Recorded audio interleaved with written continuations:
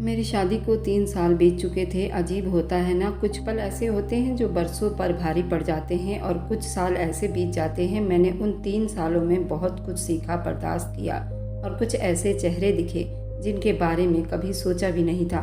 मैं जब भी मायके जाती मेरी भाभी मेरा स्वागत ऐसे करती थी जैसे मैं कोई मेहमान नहीं बल्कि उनकी कोई अपनी बहन हूँ।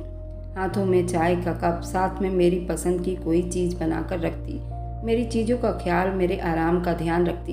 मैं अगर रात को देर से सोती तो मेरे लिए चुप्पी का माहौल रखती। मुझे यही लगता रहा कि भाभी ना सिर्फ मेरा इज्जत करती हैं बल्कि मान सम्मान भी करती हैं। लेकिन एक किस्से ने सब कुछ बदल कर रख दिया था। मेरी माँ पापा के मृत्यु के बाद बहुत टूट तो गई थी, लेकिन हमारे सामने कभी कमज़ोर ना पड़ी। सिलाई मशीन उनके भविष्य का हिस्सा था। सुबह सवेरे उठना, नाश्ता बनाना, हमारी तैयारी करके स्कूल भेजना और फिर वह सारा दिन अपनी सिलाई में लगा देती। उनके हाथों में भविष्य सुई धागा ही नजर आता। मैंने कई बार सोचा माँ भी तो औरत हैं, वह भी थकी होंगी, लेकिन उनके चेहरे पर थकन के बजाय हौसला नजर आता। मैं और मेरा भाई, हम दोनों ही उनकी दुनिया थे। माँ हमेशा कहती थी, बेटी हो या बेटा, दोनों बराबर होते हैं, मेरे लिए तुम दोनों एक जैसे हो। और सच में माँ ने कभी फर्क नहीं रखा। भाई को इस काबिल बनाया कि वह अच्छी नौकरी कर सके। मुझे भी सब कुछ सिखाया जो एक लड़की को अपने पैरों पर खड़ा करने के लिए ज़रूरी होता है। सिलाई, कढ़ाई, बोलचाल, यहाँ तक कि माँ ने मुझे खुद पर भरोसा करना भी सिखाया था। आंखों में आंसू भी थे, मुस्कुराहट भी। मेरे विदाई होने के बाद जब भी मैं उनसे मिलने जाती, वो मुझे गले लगाकर कहती, बेटी ससुराल में खुश रहना, ससुराल में बेटियां फूलों की तरह होती हैं, खुशबू बनकर रहती हैं, रास्तों का कांटा बनकर नहीं। उनके कदमों में बैठकर उनका हाथ थामती, कहती, माँ जो कुछ आपकी परवरिश की वजह से है। भाई ने शादी की जल्दी बाद अपने लिए अलग कमरा बनवा लिया और भाभी के साथ रहने लगा। भाभी शुरू के दिनों में माँ के साथ बहुत अच्छा बर्ताव करती थी। उन्हें वक्त पर खाना देती, दवाई देती, उनका ख्याल रखती, उनकी पसंद की चीज़ें बनाती। सब कुछ तो भाभी कर रही थी। मुझे यही लगा कि माँ का बुढ़ापा सुकून से बीतेगा। मैं जब भी आती भाभी मुझे कहती, आप फिक्र ना करो, माँ का हम बहुत ख्याल रखते हैं, आप बस ससुराल में खुश रहो। और मैं उनकी बात पर भरोसा कर लेती थी। मेरा भरोसा इसलिए भी मजबूत था क्योंकि माँ भी मेरे सामने हमेशा कहती, बेटा तुम्हारी भाभी बहुत सेवा करती है, जो काम नहीं कहती वह भी कर देती है, भगवान उसे खुश रखे। वक्त यूं ही बीत रहा था। एक दिन माँ ने कहा, तुम्हारी भाभी बहुत अक्लमंद है, मुझे तो आराम हो गया है। मैंने भाभी के लिए भगवान से प्रार्थना की। माँ की जुबान से तारीफें सुनकर दिल में बहुत ठंडक पैदा हुई। मेरे पति के बेरोजगारी की वजह से मेरी जिंदगी के पहिए डगमगा रहे थे, लेकिन माँ के घर जाकर जैसे सांस लेती, उनकी गोद में सर रखकर उनकी बातें सुनकर मैं दुनिया की हर बुरी चीज़ों को भूल जाती। एक दिन माँ के हाथ पर मरहम लगा हुआ देखा तो पूछ लिया, क्या हुआ माँ?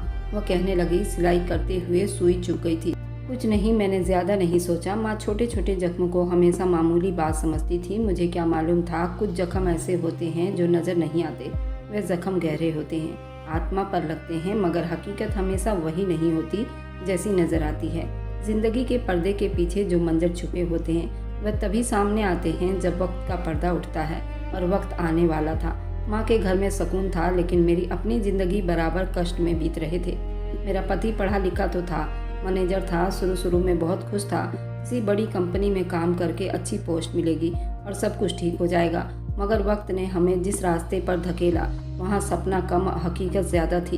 शादी के जल्द बाद कई जगहों पर नौकरी लगे, कई इंटरव्यू दिए, कुछ जगहों पर 2-3 हफ्ते का काम किया, लेकिन या तो कंपनी बंद हो गई या तनख्वाह कम मिलती थी। अक्सर गोपाल शाम को थक हार कर बैठ जाता, कहता, दृष्टि ऐसा लगता है जैसे किस्मत हमसे नाराज है। मैं हमेशा उनका हौसला बढ़ाती, अपने मेहनत करनी है, भगवान जरूर हम पर अपनी कृपा बनाएगा। लेकिन मेरे उन शब्दों से हमारे किचन का चूल्हा नहीं चलता था। जब पति काम पर ना जाता तो मैं सिलाई करके कुछ पैसे जमा करती। माँ कभी कभार कुछ दे देती, मगर मैं बार बार उनके दरवाजे पर नहीं जा सकती थी। खुददारी भी तो कोई चीज़ होती है ना। सास तो शुरू में चुप रही, उन्हें भी लगा शायद कुछ ही दिनों की बात है, लेकिन जैसे जैसे महीने बीत गए उनके शब्द बदलने लगे। एक दिन शाम को चाय पीते हुए सास ने कहा, दृष्टि लड़के ने तो सिर्फ किताबें ही पढ़ी, अकल नहीं सीखी, हम कब तक तुम दोनों को बैठाकर खिलाएंगे। मैं बात को टालने की कोशिश करती, लेकिन पति ने भी सुन लिया था। वह चुप हो गया, मगर मैं जानती थी कि अंदर कहीं ना कहीं कुछ टूट गया है। अगले दिन सास ने साफ शब्दों में कहा, दृष्टि बेटी, हम तुम दोनों का खर्च अब नहीं उठा सकते, हमारा भी गुजारा मुश्किल हो रहा है, तुम दोनों अब कोई अलग बंदोबस्त करो। यह सुनकर जैसे किसी ने मेरी रीढ़ की हड्डी मोड़ दी हो। एक पल के लिए समझ नहीं आया क्या कहूँ। पति ने नजरें झुका ली। मैं कमरे में आकर चुप बैठी रही। 2 दिन के बाद हमने सामान बांधा, कुछ कपड़े, कुछ बर्तन और कुछ पुरानी चारपाई। पति ने एक जानने वाले के साथ जाकर छोटा सा कमरा किराए पर तलाश किया था। तीसरी मंजिल पर एक पुराना फ्लैट। अंदर दाखिल होते एक बल्ब भी नहीं था, दीवारों पर नमी, फर्श पर सीलन के निशान। मैंने पति से कहा, कोई बात नहीं, हम यहाँ भी शुरुआत कर सकते हैं, बस आप दिल छोटा ना करो। हमने पुरानी चादर फर्श पर बिछाई, दोनों बैठकर। अगले दिन से मैंने गली के एक बुटीक वाली से सिलाई का काम लेना शुरू किया। दिन भर मशीन चलाती और शाम को थकन से चूर हो जाती। पति अक्सर घर से बाहर होता, कहीं ना कहीं इंटरव्यू या किसी कंपनी के चक्कर में लगा होता।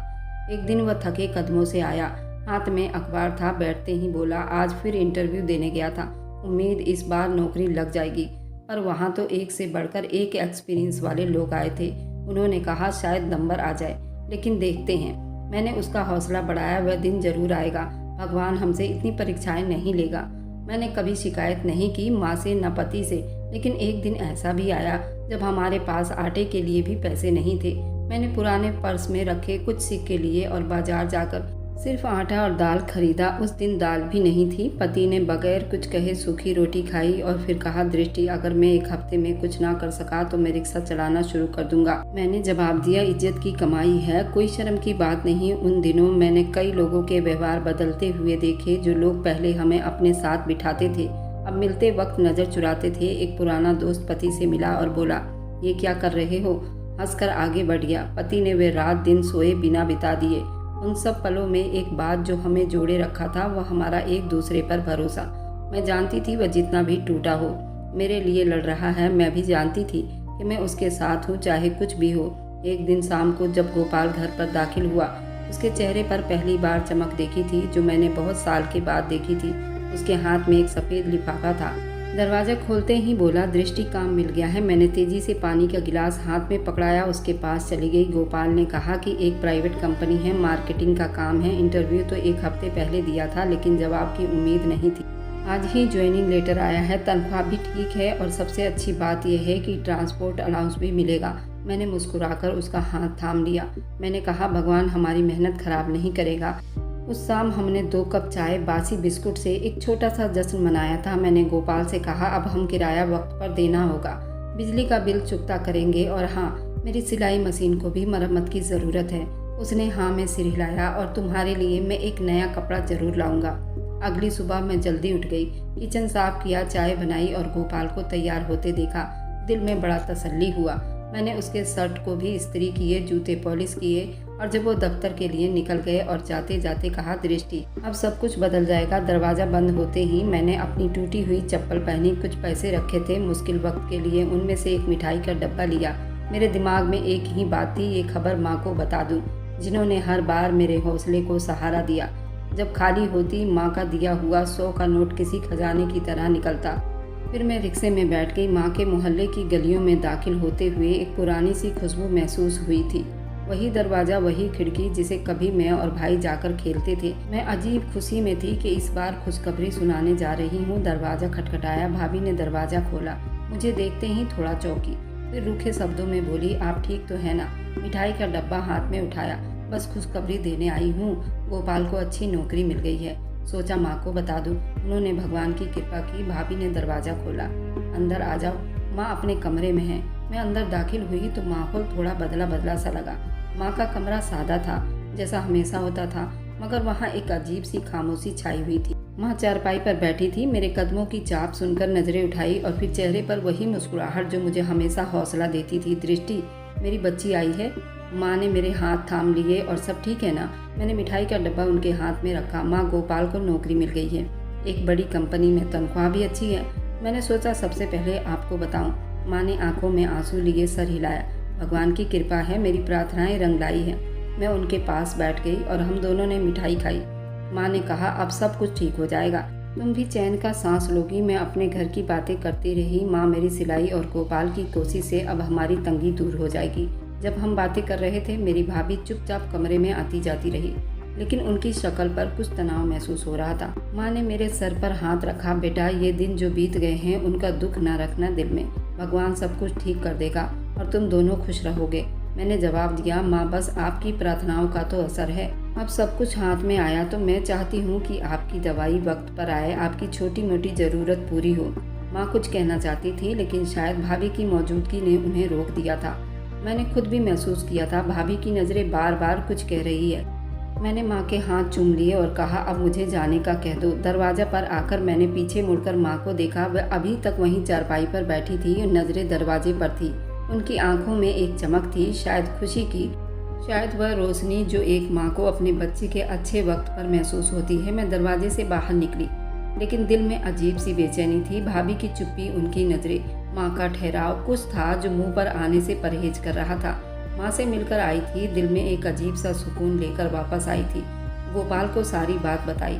उसने मुस्कुराकर कहा, चलो अच्छा किया माँ का आशीर्वाद लेने गई थी। यही आशीर्वाद बाद में काम आते हैं ज़िंदगी में। अगले दिन शाम को माँ का ख्याल फिर दिल में आया। मैंने सोचा कि कुछ दिन के बाद फिर मिठाई लेकर जाऊंगी। फिर एक दिन यूं हुआ कि बाजार से जाते हुए नज़र गरम शॉल पर पड़ा। मैंने सोचा ले लेती हूँ। मेरे माँ के पास कोई गरम शॉल नहीं था। उस दिन रिक्शे में बैठकर माँ से मिलने चली गई। मौसम भी सुहाना था। मेरा दिल अजीब सा बेचैन हो रहा था।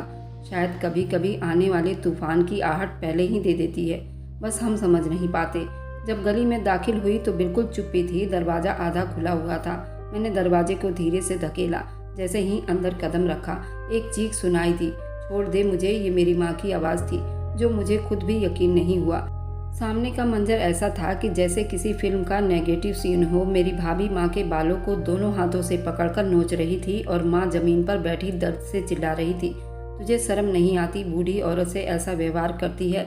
मैंने चीख कर कहा। दौड़कर भाभी को जोर से धक्का दिया। एक तरफ लुढ़क गई और मैं माँ के पास जाकर घुटनों के बल बैठकर माँ को सहारा दिया था। माँ के चेहरे पर हाथ फेरा, उनके बालों को सुलझाया। माँ ने नजरें झुका ली, जैसे वह शर्मिंदा हो गई। बेटी ने उन्हें इस हाल में देख लिया था। लेकिन मुझ में अब सब्र करने की हिम्मत नहीं थी। भाभी की तरफ देखा। ये सब क्या है?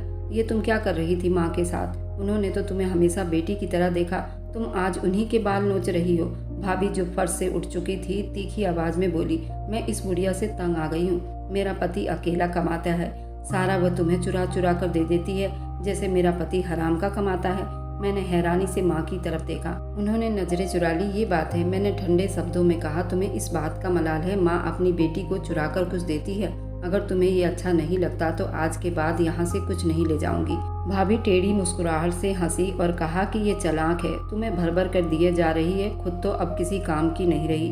आंखों से दिखता नहीं, बैठे बिठाए रोटियां तोड़ रही है और चुरा चुरा कर तुम्हें देती रहती है। मेरा दिल जैसे सीने से बाहर निकलने को था। मैंने माँ को कंधों से थामा। चलो यहाँ से, अब तुम यहाँ एक दिन नहीं रहोगी। दरवाजा जैसे खुला, भाई ने अंदर कदम रखा तो उसके चेहरे पर सांप सूंघ गया था। वह सीधा मेरे सामने आकर खड़ा हुआ और एक नज़र माँ पर डाली, जो दीवार के साथ पीछे हटकर खड़ी थी। मैंने आगे बढ़कर कहा, भाई आप कम से कम सच जानने की कोशिश तो करो, एक बार मेरी बात तो सुनो। उसने हाथ के इशारे से मुझे चुप करवा दिया। मुझे तुम्हारी बात सुननी है, ना किसी सफाई की ज़रूरत है। बहुत हो गया ये तमाशा, हर दूसरे दिन कोई ना कोई नई समस्या रहती है। भाभी पीछे खड़ी थी लेकिन तसल्ली में थी, जैसे उनकी चाल कामयाब हो चुकी हो। मैंने फिर एक बार कहा, सिर्फ इतना सुन लो। माँ पर हाथ उठाया गया है, मैं तुम्हें कुछ नहीं कह रही, बस इंसाफ की बात कर रही हूँ। भाई ने तेज शब्दों में कहा, इंसाफ? तुम्हें यहाँ कोई हक नहीं आकर हमारे घर का सुकून खराब करो। माँ को अगर इतना ही शौक है तुम्हारे साथ रहने का तो ले जाओ इन्हें, हमें किसी के सहारे की अब ज़रूरत नहीं। माँ के तरफ देखा तो उनकी आंखें जैसे पानी से भर गई थी। वह कुछ कहना चाहती थी मगर शायद बोलने की हिम्मत नहीं थी। मैंने भाई के कदमों की तरफ देखा, शायद उसमें कोई तरस आ जाए, लेकिन वह और ज़्यादा गुस्सा होता चला गया। दरवाज़ा बाहर है, निकल जाओ, आज के बाद तुम दोनों की इस घर में कोई जगह नहीं। मैंने माँ की कलाई पकड़ी और उनके पास जाकर नरमी से कहा, चलिए हमें किसी के चौखट पर नहीं रहना। भाई दरवाजे से हट गया और मैंने माँ को धीरे धीरे बाहर की तरफ ले जाना शुरू किया। हम दोनों ने एक बार फिर पीछे मुड़कर नहीं देखा। दरवाज़ा जोर से बंद हुआ और जो अंदर से आवाज़ सुनाई दी थी वह भाई और भाभी की गाली थी। माँ ने कहा, काश आज तेरा बाप जिंदा होता तो ये दिन ना देखना पड़ता। मैंने उनका हाथ दबाया, अगर पापा जिंदा होते तो आपकी कदर ज़रूर होती, लेकिन माँ आपकी बेटी अभी जिंदा है। रिक्शा लेकर हम सीधा अपने किराए के मकान पहुँचे। मैंने दरवाज़ा खोला, माँ को सहारा दिया, अंदर ले गई। वह चुप से चारपाई पर बैठ गई। मैंने पानी दिया, उनके जूते उतारे, पंखा ऑन कर दिया। कमरे में सन्नाटा था। माँ की नज़रें छत की तरफ थी। मेरा दिल बार बार सोच रहा था इस तरह वह इस उम्र में ये सब कुछ सह गई हैं। मैंने उनका बैग खोला जो वह साथ लाई थी। अंदर एक पुराना पर्स और 2 जोड़े कपड़े, एक सफ़ेद दुपट्टा था। माँ अपनी पूरी ज़िंदगी का सामान छोटे से बैग में लाई थी। मैंने किचन में गई, चाय बनाया। माँ के साथ बैठकर चाय पीती हुई सोच रही थी कि माँ को ये सब भूलने में कितना वक्त लगेगा। शाम को गोपाल आए तो दरवाज़ा खोलते ही चौंक गया। मैंने गोपाल से कहा, माँ हमेशा के लिए यहाँ आ गई हैं। भाई ने हमें निकाल दिया है। गोपाल अंदर आया और माँ को देखकर चुप बैठ गया। माँ ने नज़रें झुका ली जैसे शर्मिंदा हो गई हों। गोपाल ने मुझसे कहा, ये कब फैसला हो गया? मैंने साफ शब्दों में जवाब दिया, फैसला उन्होंने किया है, हमने तो बस बर्दाश्त किया। गोपाल ने कुछ नहीं कहा, चुप से कमरे में चला गया।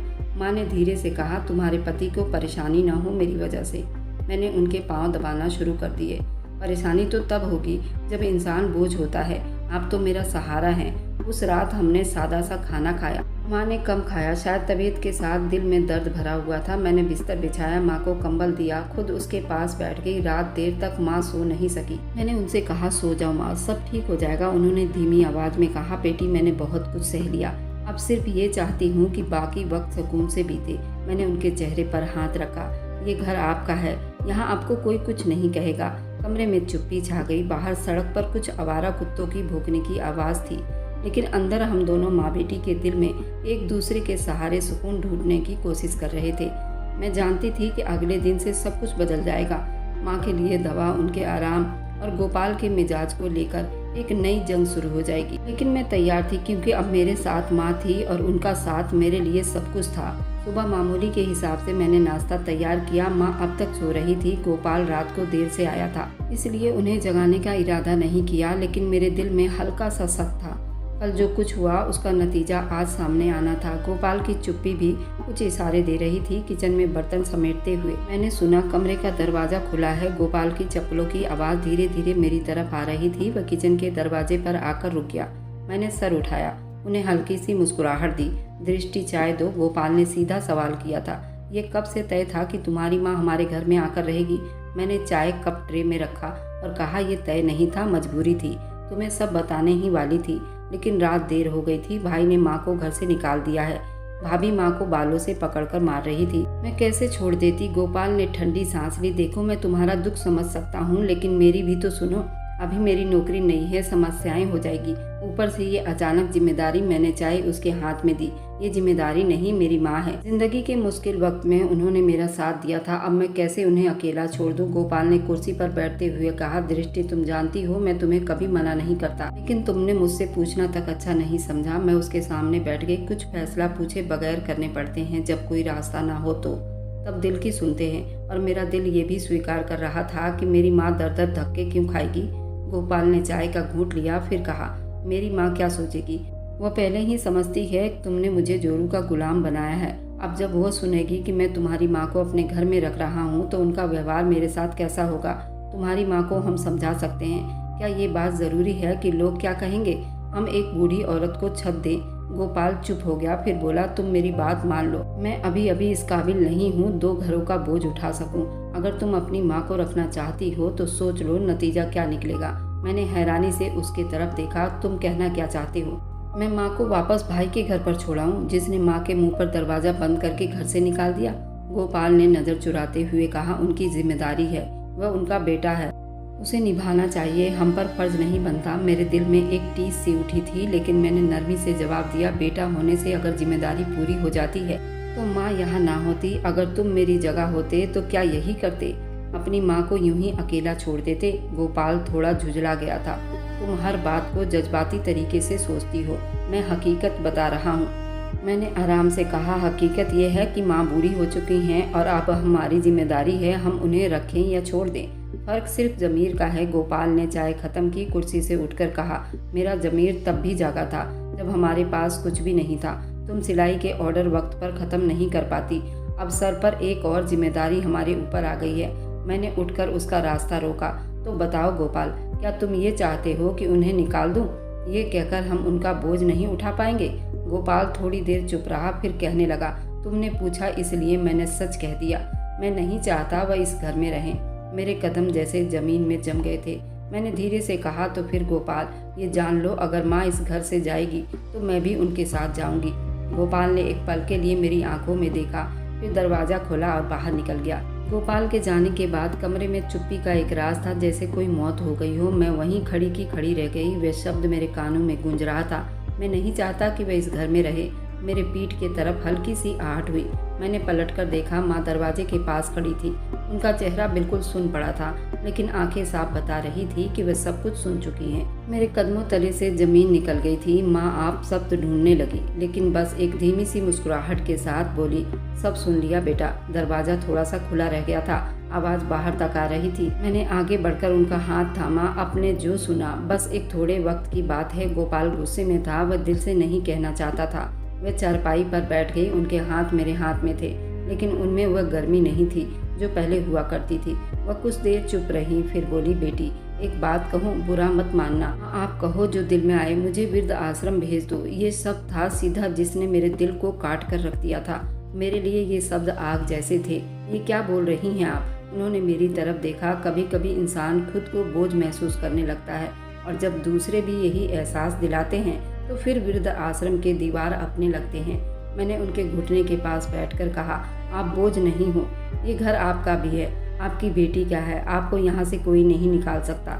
माँ ने हल्का सा सर हिलाया, जैसे वो पूरी बात सुन चुकी हैं, लेकिन स्वीकार नहीं कर पा रही। गोपाल ने जो कहा वह भी सच है। उसकी नौकरी अभी नई नहीं है, सब समझती हूँ। और फिर गोपाल की माँ भी तो बूढ़ी है, वह भी तुम पर उंगली उठाएगी, भले ही उन्होंने तुम्हें निकाला है। मैं तुम पर बोझ बनना नहीं चाहती। मैंने सब्र के साथ कहा, अगर रिश्तों को तोला जाए फिर माँ जैसे रिश्ते की कीमत सबसे ज़्यादा बनती है। कमरे में फिर चुप्पी छा गई। माँ की आंखों में कोई सवाल नहीं थे, मेरे दिल में बेशुमार जज्बात जिनका कोई असर नजर नहीं आ रहा था। उसी शाम गोपाल घर लौटा, चेहरा थका हुआ था। शायद उसने भी सारा दिन इस बात को सोचा। दरवाज़ा खोलते ही उसने मेरी तरफ देखा, फिर माँ पर नज़र पड़ी। उसका शब्द बदला नहीं, लेकिन व्यवहार थोड़ा नरम लगा। खाना है, वो बोला। मैंने थोड़ा सा जवाब दिया, हाँ तैयार है। हम तीनों ने एक साथ खाना खा लिया, लेकिन वह एक मेज पर बैठकर 3 अलग कहानियों वाले लोग थे। गोपाल खाने के बाद कमरे में चला गया। मैं माँ के बर्तन उठाने लगी। माँ ने हाथ पकड़ लिया, बेटा संभल कर, अब हर कदम सोच कर रखना है तुम्हें। मैंने नरमी से कहा, माँ अगर कदम सोच कर रखने लगी तो जिंदगी बिखर जाएगी। हम साथ रहेंगे, कुछ ना कुछ कर लेंगे। अगली सुबह माँ पूजा करने लगी। मैंने उनके लिए चाय बना दी। वह चुप से चाय पीती रही। फिर अचानक बोली, दृष्टि, एक रिश्ता सिर्फ खून से नहीं बनता, आदतों से भी बनता है, और जब आदतें बदल जाए तो रिश्ता जीते जी मर जाता है। मैंने उनकी बात काटते हुए कहा, माँ गोपाल को थोड़ा वक्त दो, उसका दिल बदला है, लेकिन शायद हालात ने ऐसा करवाया है। माँ ने चाय का कप नीचे रखा। मुझे वक्त नहीं ठिकाने की फिक्र है, और मैं चाहती हूँ कि तुम भी सच्चाई का सामना करो। अगर गोपाल ने दोबारा गुस्सा किया तो मैं खुद ही कहीं चली जाऊंगी। मैं जोर से बोली, आप कहीं नहीं जाओगी, ये आखिरी बार है। मैं गोपाल से खुलकर बात करूंगी, अब ये मामला अधूरा नहीं छोड़ूंगी। उस दिन मैंने पहली बार फैसला किया, गोपाल से झगड़ा करके बात करनी पड़ेगी तो भी करूंगी, क्योंकि मैं अब और ज़्यादा अपनी माँ के चेहरे पर ये बेबसी नहीं देख सकती। रात को गोपाल कमरे में आया। मैंने दरवाज़ा बंद किया और सीधी बात की, गोपाल अगर तुम्हें मेरी माँ से कोई समस्या है तो साफ बता दो, लेकिन याद रखो अगर माँ जाएगी तो मैं भी उनके साथ जाऊँगी। गोपाल कुछ देर चुप रहा, फिर बोला, दृष्टि तुम जानती हो मैं तुमसे मोहब्बत करता हूँ, लेकिन कुछ बातें हकीकत में स्वीकार करनी पड़ती है। मैंने साफ शब्दों में कहा, मोहब्बत सिर्फ शब्द नहीं होते, कुछ समझौते भी करने होते हैं। अगर तुमने मेरी माँ को स्वीकार नहीं किया तो मेरे लिए तुम्हारी मोहब्बत बेमतलब है। गोपाल ने सर झुका लिया। मुझे वक्त दो। मैं दरवाज़ा खोलकर बाहर निकल गई। माँ अब भी आंगन में बैठी थी। उनके चेहरे पर थकन थी, लेकिन जब मैं माँ के पास जाकर बैठ गई तो बोली, गोपाल से तुम्हारी बात हो गई? मैंने कहा, अब बात नहीं, फैसला हो गया। वह मुस्कुराई, लेकिन आंखें अब भी नम थी। उस रात माँ मेरे पास आई और मेरे दिल में एक वादा हमेशा के लिए जाग गया।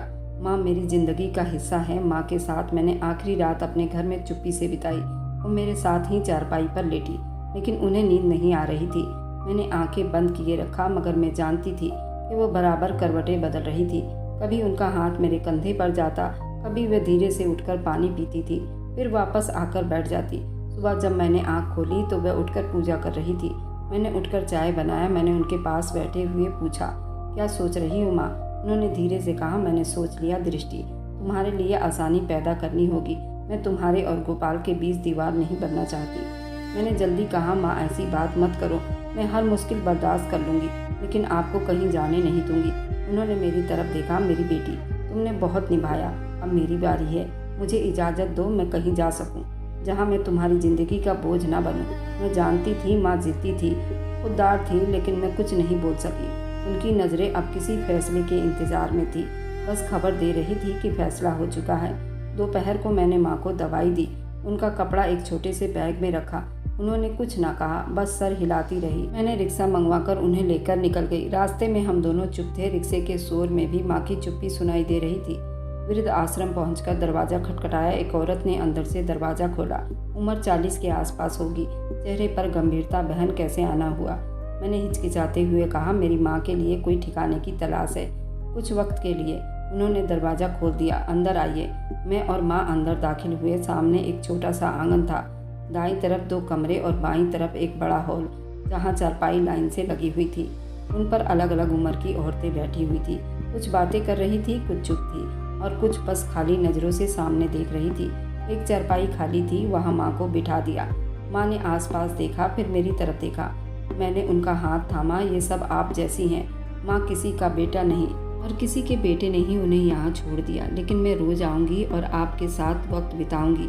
माँ ने सिर हिलाया। यही काफ़ी है बेटी। वृद्ध आश्रम की इंचार्ज, जिनका नाम नीलम था, कागजी कार्रवाई पूरी की। उन्होंने कहा, यहाँ सबको बराबर समझा जाता है। वक्त पर खाना, दवा और किसी की भी तबीयत खराब हो तो अस्पताल का इंतजाम भी है। मैंने माँ के लिए लाया हुआ दुपट्टा निकालकर उनके कंधों पर रखा, उनके बाल सुलझाए और फिर धीरे से कहा, अब आप आराम से रहोगी। पहले दिन मैं देर तक वहाँ बैठी रही।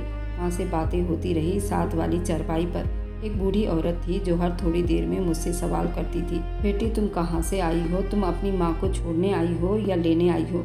मैंने नरमी से जवाब दिए, मैं माँ के साथ आई हूँ और यहाँ ये मेहमान है। वह हंसी थी, फिर कहने लगी, जो भी आता है यही कहता है, फिर यहीं का होकर रह जाता है। दूसरे दिन मैं दोबारा वहाँ पहुँची।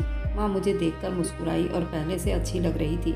मैंने उनके बालों में कंघी की, हाथों में तेल लगाया और उनके साथ बैठी रही। नीलम ने एक दिन मुझे एक तरफ ले जाकर कहा, दीदी आप रोज आती हो, बाकी जितने भी बूढ़े लोग हैं यहाँ पर एक बार आ गए हैं, उनसे कोई दोबारा मिलने नहीं आया। आपने तो हैरान कर दिया। मैंने कहा कि माँ है, मैंने उनकी उंगली थामकर चलना सीखा है, अब उनका सहारा बनना मेरा फर्ज है। उस दिन में वहाँ की सारी बूढ़ी औरतें मुझे जानने लगी। कोई कहती, बेटी आज मेरे सर में दर्द है, जरा तेल लगा दो। मैं सबके बीच माँ को भी वक्त देती, उनके साथ बैठती, बातें करती। माँ का व्यवहार बदलने लगा था। वह अब वहाँ की औरतों से बातें करती, आशीर्वाद देती और अक्सर मुझे प्यार से कहती, ये सब मेरी जैसी माँ है। अपने घर से अपना सिलाई मशीन उठाकर वहीं पर रख लिया, वहाँ बैठकर सिलाई करती, कुछ औरतों को भी सिखाती। कुछ वक्त में उन्होंने भी कपड़े सीने शुरू कर दिए, जो बाहर बेचकर कुछ आमदनी बन जाती। गोपाल ने इस बारे में कभी कुछ नहीं पूछा। घर में हमारा रिश्ता अब एक चुप्पी के साथ बीत रहा था, जिसमें जज्बात नहीं, बस वक्त बिताए जा रहे थे। वृद्ध आश्रम मेरे दिल का हिस्सा बन गया था, जहाँ मैं सांस लेती थी, जहाँ मेरे आसपास ऐसी औरतें थीं जिन्होंने सब कुछ खोकर भी हार नहीं मानी थी। एक दिन माँ ने मुझसे कहा, बेटी यहाँ तो मेरी जैसी कई माँ हैं, लेकिन उन सबको तुम्हारी जैसी बेटी दृष्टि नहीं मिली। भगवान तुम्हें हमेशा खुश रखे। तुमने अपनी ही माँ को नहीं, बहुत सी माँओं का सहारा बनकर दिखाया। मैंने उनके चेहरे को चूम लिया, दिल ही दिल में मुस्कुराहट दिया।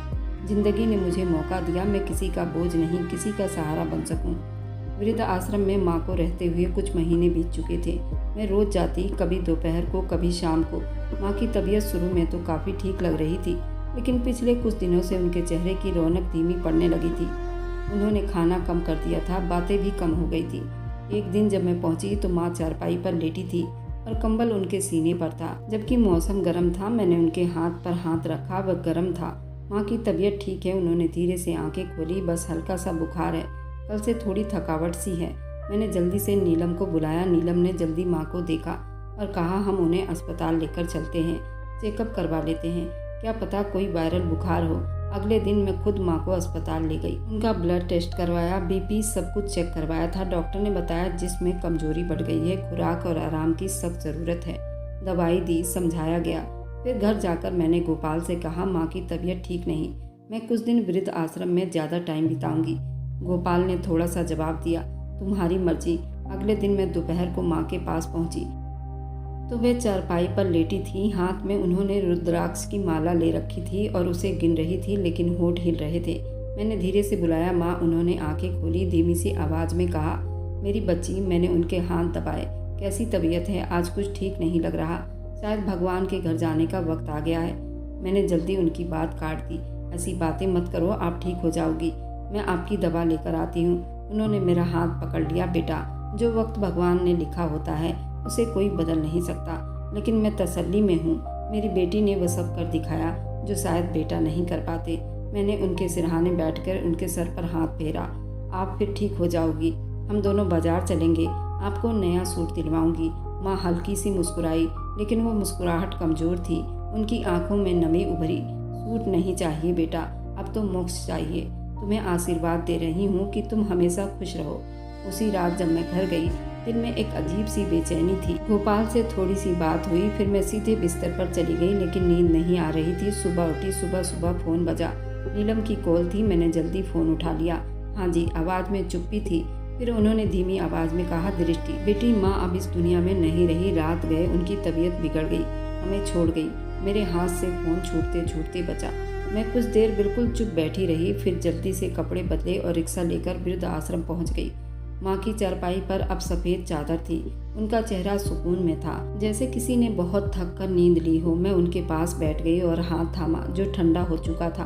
आंखों से आंसू बह रहे थे। नीलम आकर मेरे कंधे पर हाथ रखा। दृष्टि, माँ बहुत सुकून से गई हैं। उन्होंने आखिरी वक्त तक तुम्हारा नाम लिया था। उनकी आखिरी प्रार्थनाएं तुम्हारे लिए थी। वृद्ध आश्रम की औरतें भी आ गई। कोई मेरा हाथ थामती, कोई मुझे आशीर्वाद देती, कोई कहती हमने कभी किसी को ऐसे इतना कर्तव्य निभाते हुए नहीं देखा। मैं बस चुप रही। माँ चली गई थी, लेकिन उनका प्यार मेरे हाथों में रह गया था। अंतिम संस्कार का बंदोबस्त किया गया था। मैंने उनकी चिता को अग्नि दी थी। अगले दिन दोबारा मैं वृद्ध आश्रम गई। वहाँ की माँ मुझे गले लगाकर रो रही थी। एक बूढ़ी औरत ने कहा, दृष्टि, हम सब भी तेरी माँ हैं। तू सिर्फ अपनी माँ की सेवा नहीं करती, हम सबकी अपनी माँ जैसा सेवा करती है। मैंने उन सबको देखा और कहा, जब तक सांस है मैं हर माँ की बेटी रहूंगी। जिंदगी में बहुत से रिश्ते छूट जाते हैं, लेकिन माँ का साया कभी नहीं छूटता। माँ के जाने के बाद कई दिन तक मैंने खुद को वृद्ध आश्रम के कामों में बिजी रखा था। सुबह मैं वहाँ जाकर चक्कर लगाती, किसी के दवा की पर्ची संभालती, किसी के कपड़े सीती और शाम को वहीं कुछ घंटे बैठकर माँ की जगह खाली चारपाई को देखती रहती। एक दिन जब मैं वृद्ध आश्रम पहुंची, दरवाजे पर एक अजनबी औरत मेरा इंतजार कर रही थी। ना बूढ़ी थी, ना ज्यादा जवान थी।